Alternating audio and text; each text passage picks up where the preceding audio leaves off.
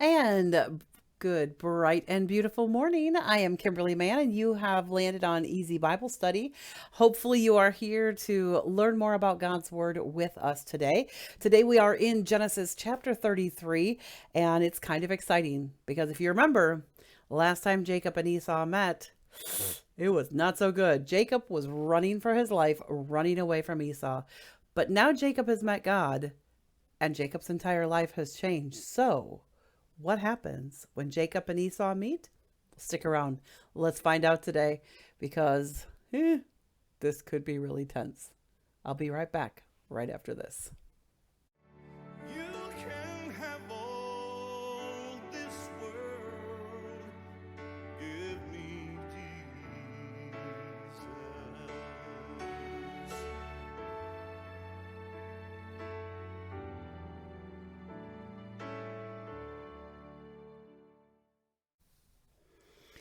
And welcome back. If you do find any value in the content today, do me a favor, click like, subscribe, turn on that notification bell so you don't miss any of my content. Secondarily, share. The likes, the comments, the subscribes, those are all great. And I love talking about things with you. I love going live with you on Sunday evenings at 7 p.m. Central Time. That's awesome. That's amazing being able to talk about your comments. But what's most important is that we as Christians share God's word.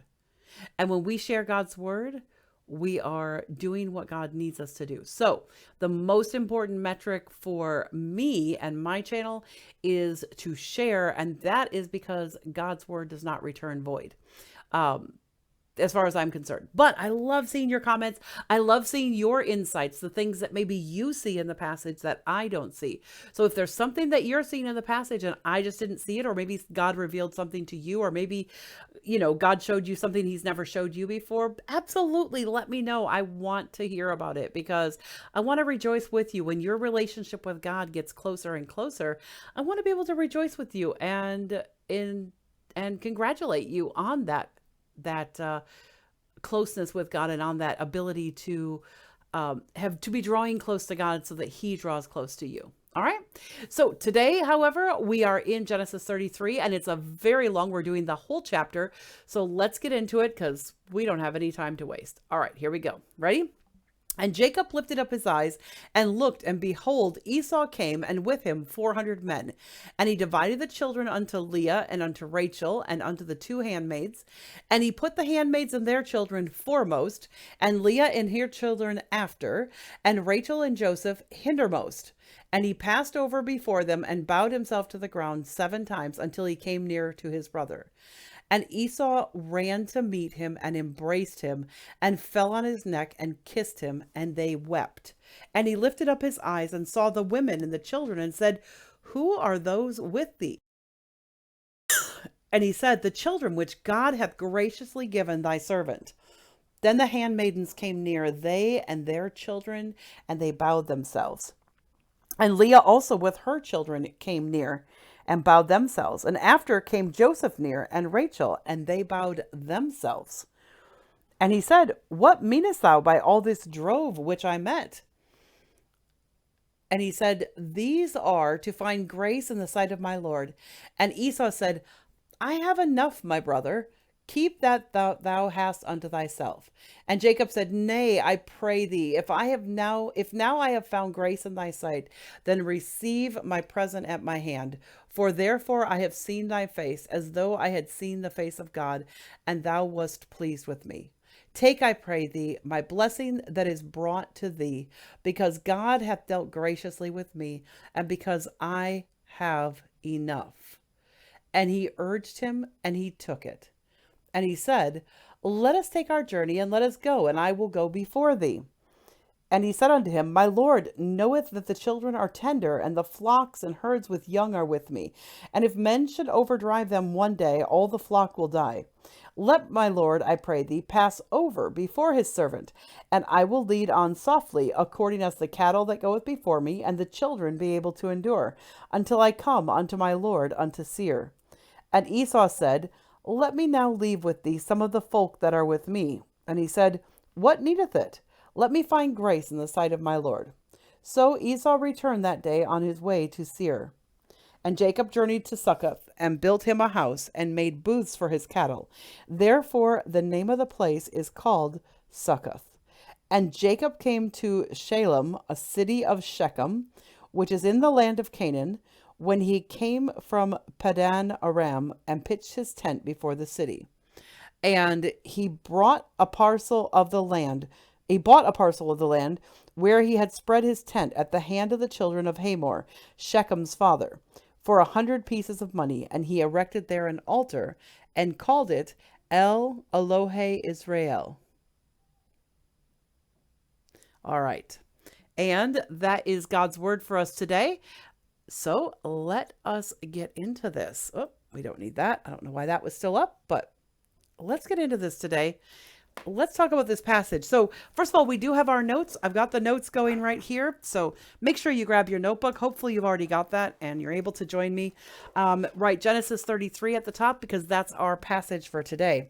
And so keep in mind that Jacob has been really agitated. If you remember where we left off, Jacob was super agitated and really concerned about what Esau's reaction was going to be. Remember, if we go back to chapter 32, Jacob sent messengers unto his brother Esau, right?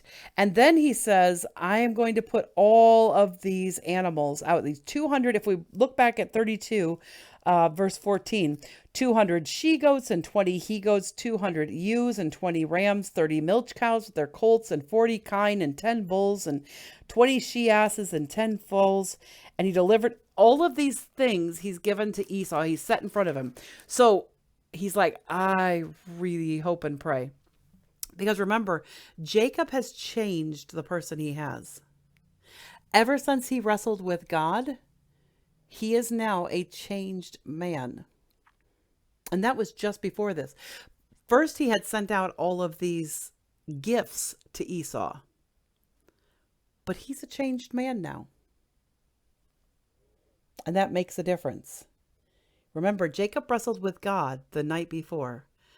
And as soon as that happened, all of a sudden, in chapter 33, the first thing we see here is verse 1. And Jacob lifted up his eyes and looked, and behold, Esau came, and with him 400 men. And he divided the children unto Leah and unto Rachel and unto the 2 handmaids. So verses 1 through, let's see here, 1 through 2, Jacob sets up his family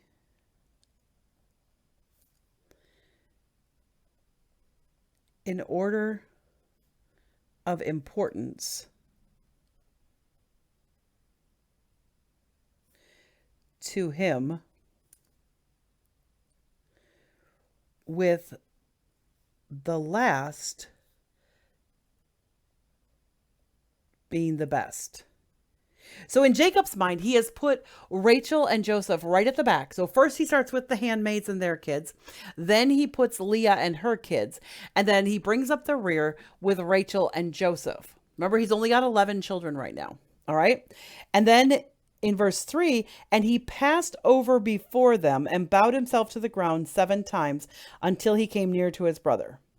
So in verse 3, Jacob steps in front of them all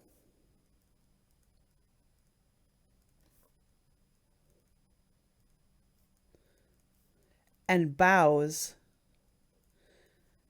to his brother 7 times.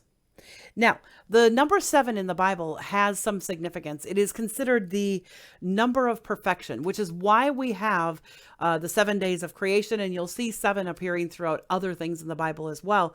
So 7 to the Israelites and to the nation of Israel in general is a number of perfection, because God created the world in 7 days, and on day 7, he rested. That's one of the reasons why our week has 7 days in it, because then we have 7 days. It's a mimicry, or it's a copying of the days of creation from start to finish. Okay. So we have 7 days a week because of the 7 days of creation, and 7 is the number of perfection. It means, and when we say perfection, we don't mean as in it is perfect as in holy and perfect. We mean perfect as in complete. We go, okay, so this project is completed. It's perfect. It's exactly what we intended this project to be. It is complete. It is finished. Just like Christ on the cross said, it is finished. That's what he was talking about. All right. So Jacob steps in front of all of them and bows to his brother 7 times, right? And what is Esau's response? Now remember, it has been over 20 years because Jacob worked for Laban a little bit and then he made the deal for the 7 years for Rachel, which Laban tricked him on. And so he tricked him into working for him another 7 years. And then if you remember, he also then worked for another 6 years to get the cattle and the things that he wanted. So all total, and that doesn't count the trip either. It doesn't count the trip that Jacob took from where his parents were all the way up to Haran. So the trip to Haran may have taken him months and months. So we're talking about 21, 22, maybe, years. Because of course now he's come from Haran and he's come back down and you're moving with a big caravan of people. I mean, you've got 11 kids and 2 wives and 2 concubines. So that's like a lot of people right there. That's 15 people. Boom. And I'm sorry. There were 12 children at least, because we know that Dinah is around as well. He has his daughter Dinah, which we talked about previously. And we will be talking about her again on Thursday. But Dinah is there. And so we've got 12 children at least. And we've got, and maybe more, because there may be more of them that are the females, that are the female children. Okay. So Jacob steps in front of them all, bows to his brother 7 times. And what is Esau's reaction? What's Esau's reaction? Esau's reaction is Esau runs to meet him and kisses him. Well, let's see here. Runs to meet him and hugs him. He hugs him. He fell on his neck. That means that he put his arms around him. Put his arms, or his hands actually. It was a gesture of, like a gesture of putting your hand on the back of someone's neck like this and falling on it. So puts his hand on his neck,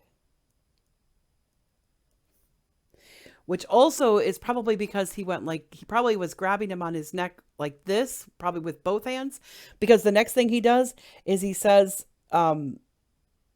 he kisses him and they wept.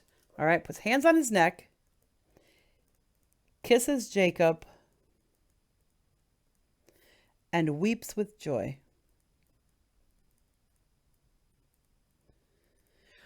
This is the most amazing story. Because the last time Esau saw his brother, keep in mind, these guys are twins. Even though they battled a lot growing up, they are twins. And they haven't seen each other for 20 plus years. And Esau's like, dude, I've missed you so much. He knew he was angry. He knew why Jacob left. He swore he was going to kill him. But Esau went, it's okay. I have missed you so much, brother. Puts his hands on he embraces him, puts his hands on his neck, mwah, mwah, mwah, mwah, kisses him and starts crying. He's so happy to see him. And he lifted up and that's verse 4. This is how it happens. This is how Jacob and Esau reunite. It's like an instant bond that just comes flooding back for both of them. And it's amazing. It's kind of awesome to see. And so here we go into verse 5. And he lifted up his eyes and saw the women and the children and said, who are those with thee? And he said, the children with God hath graciously given thy servant. Here we run into this whole, his problem that we had in the previous chapter with the wrestling. And he lifted up his eyes means Esau lifted up his eyes and saw the women and children and said, who are these with thee? And he, Jacob, said, the children which God hath given his servant. And then the handmaidens came near, they and their children, and they bowed themselves, and Leah with her children. So for verses 5 through 7, basically Jacob introduces his family to Esau. That's what it is. It's all just about, here's my kids, here's my wife, here's my concubines, here's all my offspring. This is your Uncle Esau. You get that, kids? This is Uncle Esau. All right? So, which is a beautiful picture. They're basically, Esau, of course, had never met any of these children, had never met Rachel, had never met Leah, didn't know anything about the concubines, didn't know about any of the struggles of fertility or any of that stuff. And then he goes, and then Esau asks, so then Esau asks in verse 8, what meanest thou by all this drove which I met? He says, and so now Esau says, why did you send all those animals? And Jacob replies,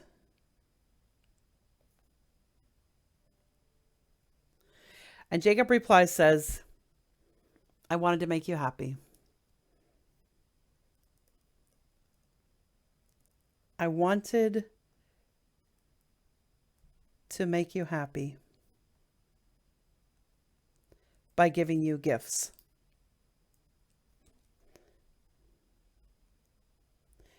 By gifting them to you. Right? He says, I want to make you happy. It's awesome.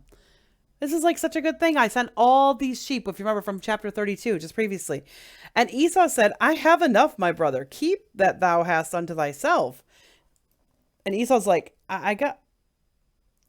Esau says he has enough. But Jacob insists.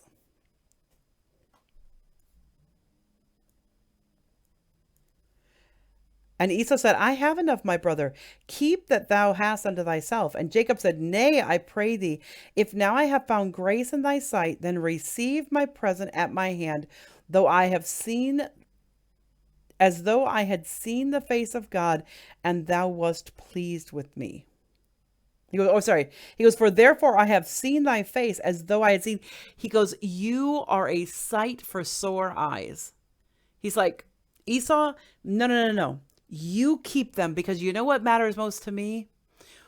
It's as if I'm seeing God, being able to see my brother again. I am so happy that these don't matter. None of this matters. He goes, take, I pray thee, my blessing that is brought to thee, which is a really interesting thing to say.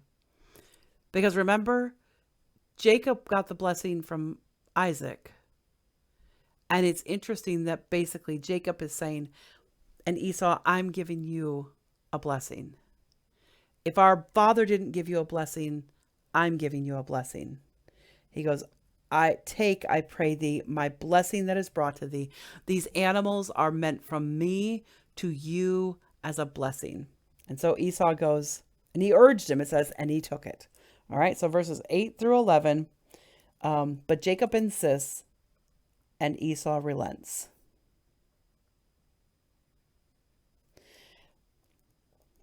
All right, verse 12. And he said, let us take our journey and let us go. I will go before thee. And he said unto him, my Lord, no. So here we go. We're back to those he and he problems with the pronouns in this passage, right? So let's unpack it. So it says right here in verse 12, and he said, meaning Esau. Esau said, let us take our journey and let us go, and I will go before thee. Remember, Esau's got 400 men with him. So this is really good for Jacob, because if Esau goes out in front with his 400 men, he's kind of clearing the path for Jacob to come with him. So these 400 men were like an escort for Jacob. That's what he said. He's like, come on, I'll go in front of you. You follow along behind. And he says, and he goes, and then Jacob replies to him, and he said unto him, my Lord knoweth that the children are tender. That means that Jacob's kids were still pretty young, or at least most of them probably were. Some of them were teenagers, but the vast majority of them were still pretty young. Joseph was alive, but he was still like probably just a child, like 8, 9, 10, something like that at best. Um, Jacob's older children were older because it had been, 6 years, or it had been 13 years since he married Leah, and Leah did get pregnant pretty quickly. So his older children are like 13, 14, like right in that range. But basically, that's as old as his kids are. Because remember, they got married at the year 7 mark, and then Leah started having babies right away. And so then it was at year 20, 21 mark that Jacob left. All right. He said, I served you for 20 years for all this. Let me go. Remember, he said that to Laban. So, oh, sorry about that. So let's assume that his kids are like 12 years old and under. He has 12 kids, but he has 12 kids that are 12 years old and younger. Ugh, that's pretty young. All right. He says, let us take our goes. My Lord knows that the children are young and the flocks and herds with young are with me. He goes, I have these birthing animals too, and they're with me. So the other ones I gave to you, but my birthing animals, my ones that are going to be giving child, they're getting ready to birth, and we got to go slow because we don't want them to miscarry, and we don't want them to die. So he goes, and if men should overdrive them one day, all the flock will die. He's like, I don't want to lose my whole flock. So he goes, let my Lord, I pray thee, pass over before his servant, and I will lead on softly, according as the cattle that goeth before me, and the children be able to endure, until I come unto my Lord, unto Seir.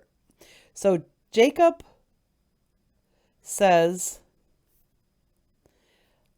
let me set the pace to come to you.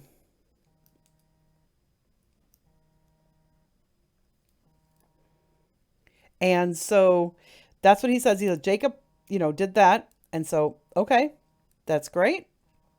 And let's see what he's saying here. Blah, blah, blah, blah. And Esau said, okay, let me now leave with thee some of the folk that are with me. And he said, what needeth it? Let me find grace in the sight of my Lord. So Esau returned that day on his way to Seir. So Esau leaves him.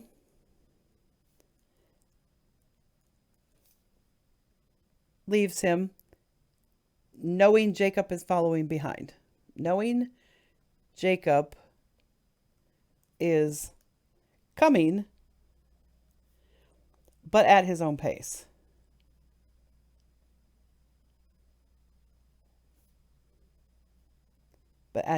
There we go. All right. And Jacob journeyed to, let's see here. Blah, blah, blah, blah. And so that is through verse 16, 12 through 16, that section. All right, verse 17 we're on to here.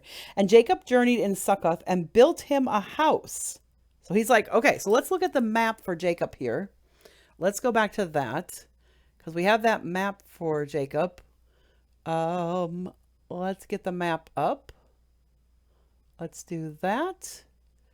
And there we go. Oops. What happened to our map? Let's throw our map back up there. There we go. All right. So with our map,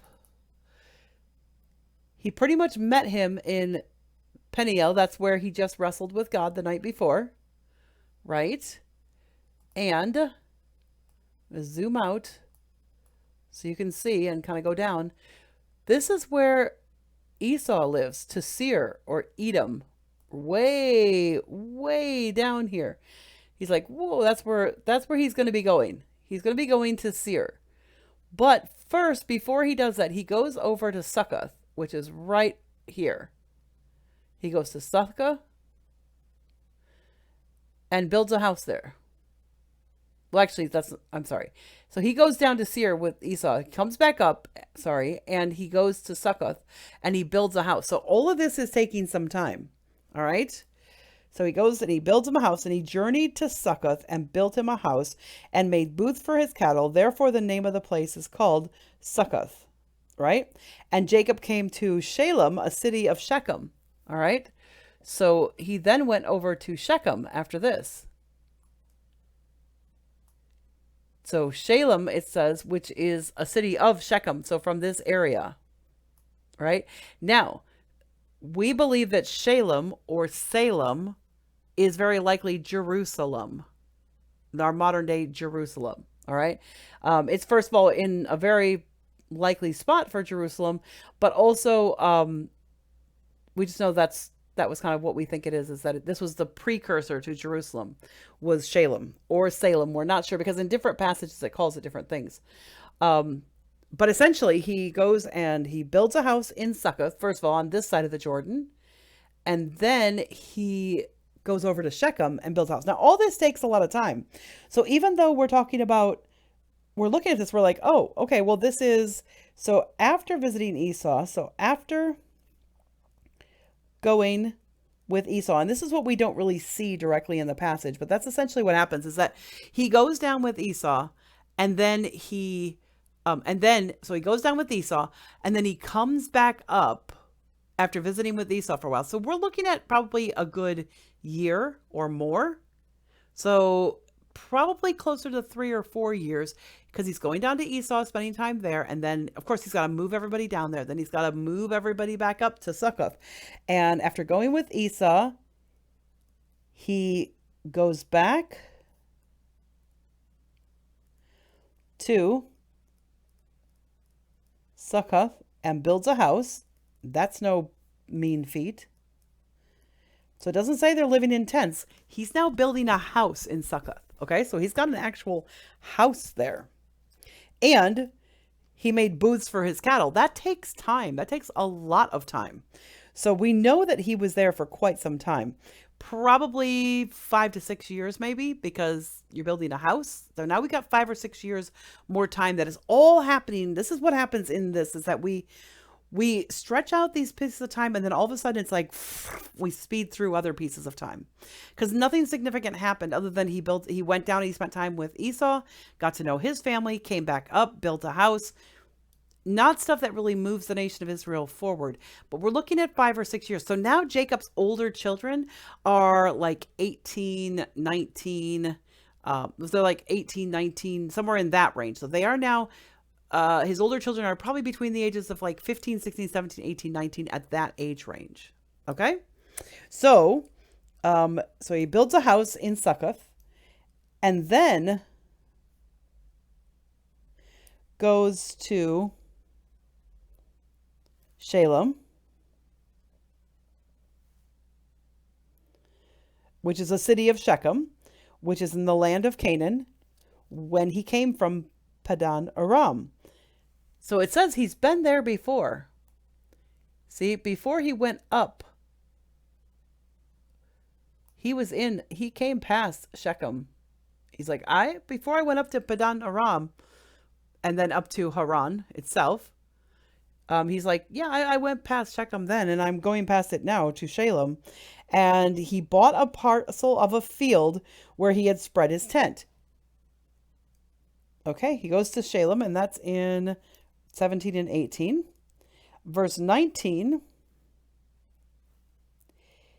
he buys land for his tent from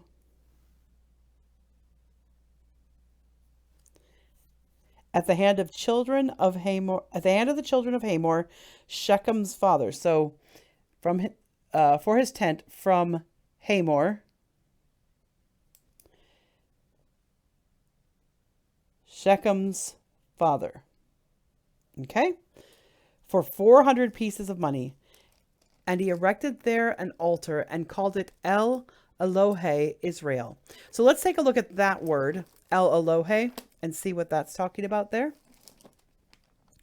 We will go to our, that needs to be the dictionary.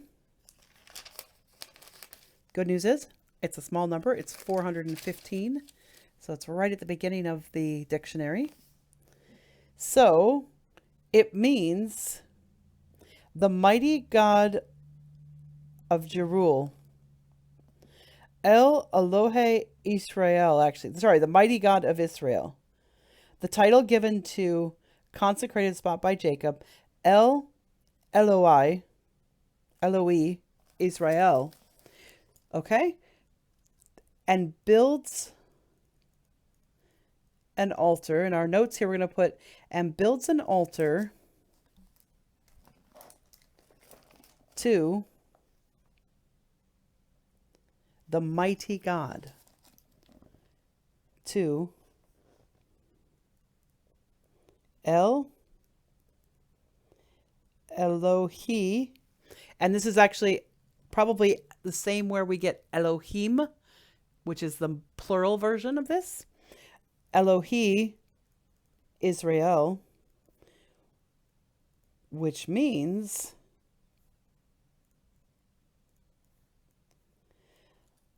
the mighty God of Israel. So he buys this land off of these Canaanites, these men of Shechem, off of Shechem and Hamor, Shechem's father. And you might go, well, why does that really matter? We're going to find out on Thursday. So stick around and I will let you know on Thursday. We'll talk more about them. But Shechem and Hamor, it's important that you remember this, okay? Because they come into play in the next chapter. So who he brought the land from makes a difference. And the fact, but he bought the land. So it's his land. And he paid 400 pieces of silver for it. So, or 400 pieces of money. Doesn't say silver or gold. So it's his land. They have no right to it now because he bought it. It was not just given to him. It wasn't a gift. Jacob bought it. So, very interesting. So that's for verses 19 and 20. It's actually setting up some foreshadowing for chapter 34. I personally think that the makers of the Bible should have put verses 17 through 20 at the beginning of chapter 34. I think chapter 34 should actually start from from verse 17 and 33. Because really that part and the next part all tie together, whereas we have a break where after he goes down and visits with Esau for a while and comes back. So it was a bad break that happens sometimes where they don't put the breaks in quite like they should, but it's okay. So what have we got from today? Well, what we have is we have the restoration of Israel, really. It's a symbolism of Jacob being restored to Esau, this man who was going to kill him. Like he was going to be dead. He was like, nope, this is like, I'm going to be dead. It's really, really bad. I'm going to be dead. But now I'm restored to Esau. Now I am restored to my brother. And that's got to be amazing. His twin brother, who he's been separated from for 21, 22 years, something along that line. It was like they instantly met. It reminds me of the story of my husband. There was a rift that was caused by a family member of my husband's between him and his brother. My husband had some lies told him by somebody else. And he believed those lies. And he and his brother didn't really talk about anything or didn't have a relationship for almost 30 years. And then one day, one thing happened and my husband found out the real true colors of this person. And he called up his brother and he said, dude, I'm so sorry that we lost those 30 years. It's a shame. It's awful. And his brother said, it's okay. My husband actually thought it was going to be a really big confrontation. He knew he had to humble himself before him. He knew he had to grovel, and he didn't have to. Because just like Esau and Jacob, that reuniting, his brother turned to him and said, it's okay, I understand. I knew that person was that way, and I think it's because his brother was always hopeful that they would be reunited. And when it happened, his brother lived in that hope and was happy that that hope finally came true or finally came to fruition. And the same as with Esau and Jacob. Esau thought he wanted to kill him, and Jacob was a different man before he met God. And now Jacob has met God and his life has changed. His name has changed. And now Esau has been restored to him as his brother. And they're back together. Which is a beautiful story to let you know that no matter how much time has passed, there is always a chance of restoration and healing. Both parties have to be up for it, but there's always a chance of restoration and healing. So I will see you on Thursday when we pick up, but tomorrow we are in for Wisdom and Worship Wednesday. So I hope you're going to join us for that. I am covering I'm not going to tell you what we're doing. I've already got it all ready and all planned out, but it'll be a little surprise. So join me tomorrow for Wisdom and Worship Wednesday, and we will see you after that. Bye for now. You can have all this world. Give me Jesus.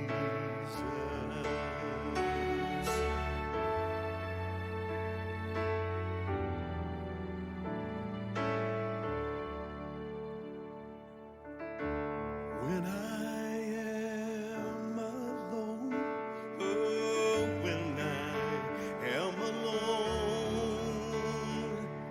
when I am alone, give me Jesus, give me